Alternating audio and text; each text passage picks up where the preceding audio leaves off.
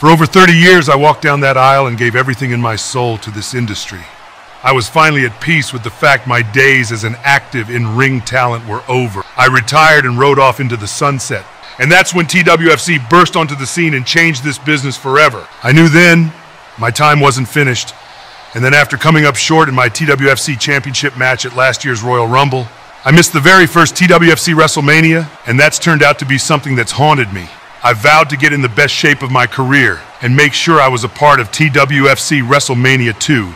And that's exactly what I did. When I outlasted 34 other men and punched my ticket to headline the Showcase of the Immortals, an event that will forever be tied with my career, and challenge the world champion of my choosing.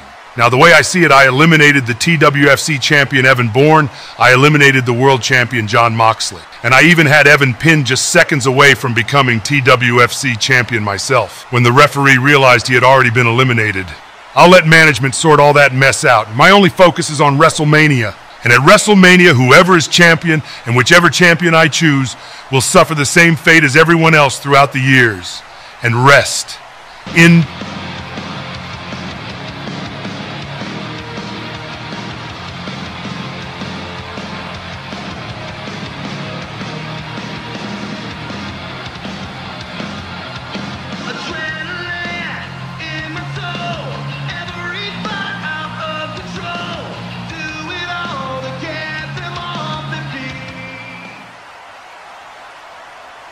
I'm sorry, Taker.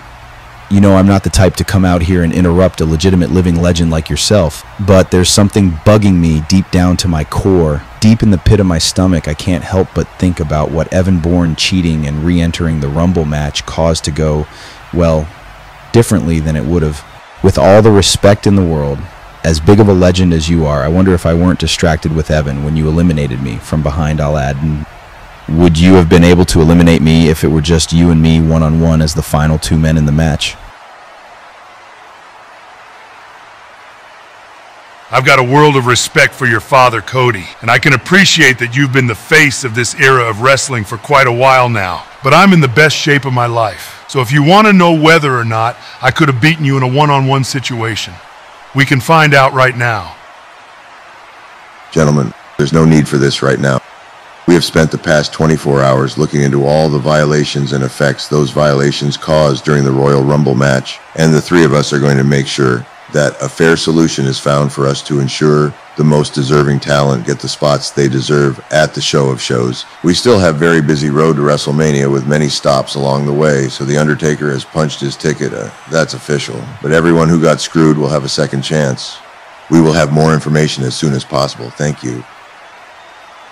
Well, President Ric Flair has made it clear they are taking precautions to fix the problems Evan Bourne caused. But ladies and gentlemen, we are on the road to TWFC WrestleMania 2. We're headed to Las Vegas, Sin City.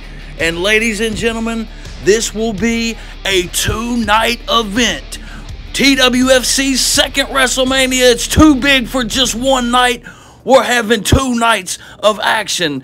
But as Ric Flair said, we have a long road ahead of us before we even get to the Showcase of the Immortals. And speaking of that long road, our second ever annual TWFC King of the Ring tournament is about to begin. Only this year it's a little different.